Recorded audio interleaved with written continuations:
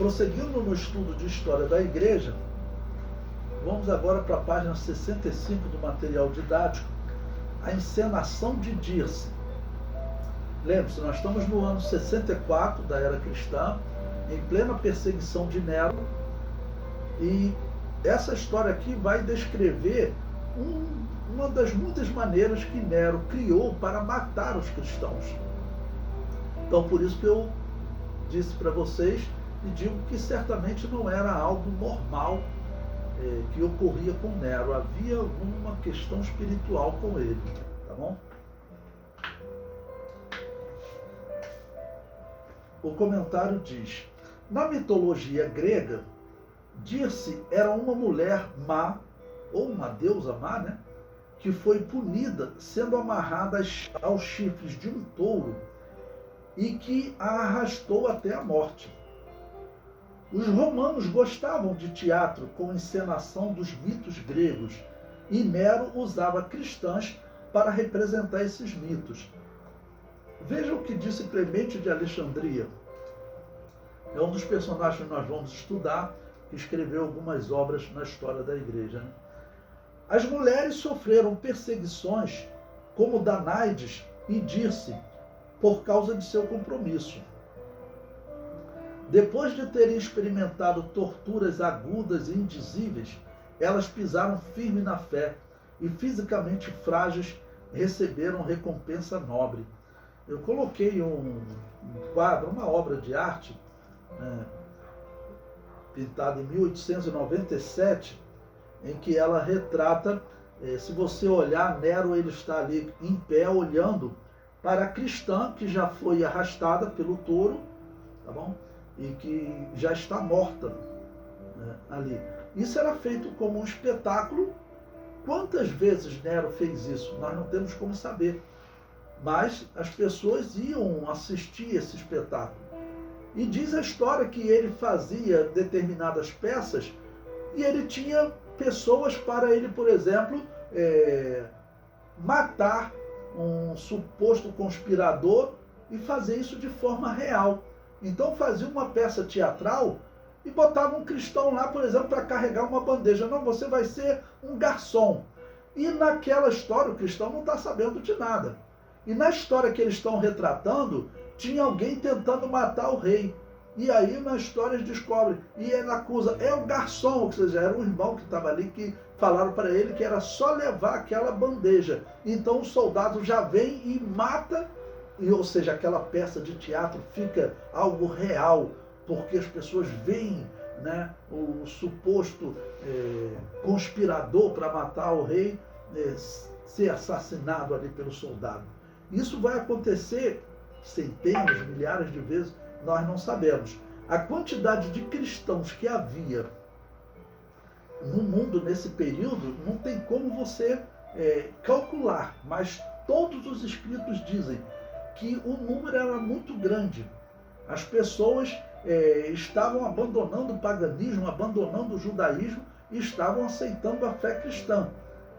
Okay? O número era muito grande. Então, foram muitas pessoas também para Nero matar. Por isso é que ele vai até fazer shows de incêndio. Se vocês verem o filme que eu recomendei a vocês, Quo Vadis, não sei se vocês viram, ali, por exemplo, foi retratado, eles colocavam, por exemplo, uma mulher presa, uma cristã presa no meio, né, da arena para o touro vir chifrar a irmã. E lá no filme, eles colocaram segurança, que a irmã, vamos dizer, tinha um cristão que era também segurança, que foi preso, colocaram ele lá na história do filme para lutar com aquele touro, né?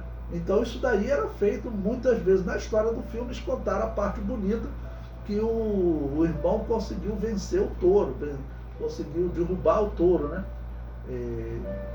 Bonito porque ele escapou, não porque matou o touro, porque o touro é totalmente inocente na história, né? Bom, mas bonito porque a irmã escapou. Então a história do filme é essa. Só que, infelizmente, a grande realidade foram milhares de pessoas mortas sem ter como se defender nesses casos.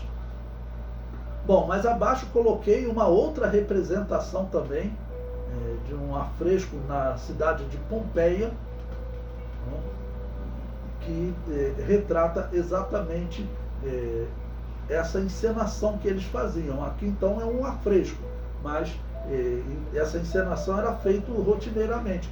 No período de Nero, eles tinham uma pessoa real para eles colocarem ali e o touro arrastar essa pessoa até a morte, né? Então vejam que Nero não era uma pessoa normal, isso não é uma coisa normal, havia algo espiritual por trás disso, né? O comentário prossegue. Desculpe, algo espiritual até entre o povo, porque as pessoas iam assistir isso como espetáculo. Nós veremos aí, aqui não tem, mas tem documentos mais à frente, que o povo está gritando morte aos cristãos, em que um determinado cristão é preso e ele vai para a arena ser torturado, ser queimado, estão preparando tudo lá.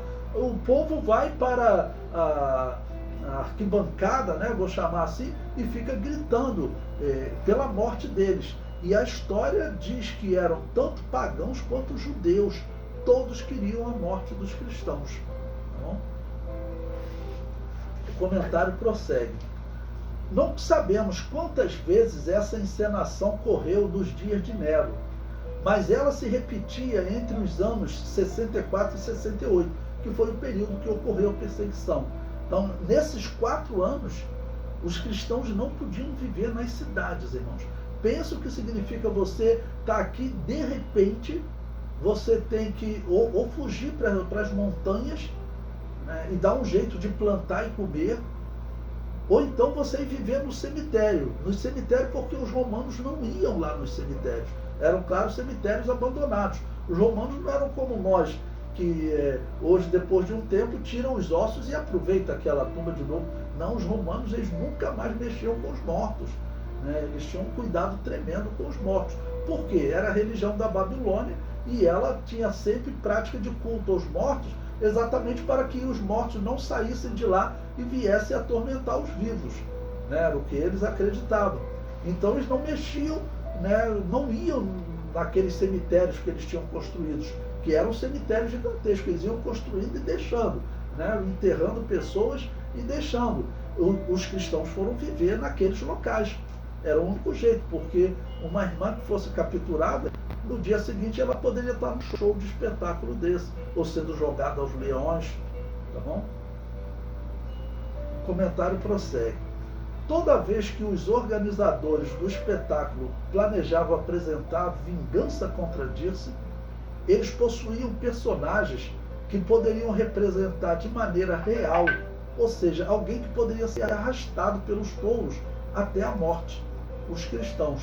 E como a vingança, no caso, retratava uma mulher, era sempre uma irmã que era levada, né?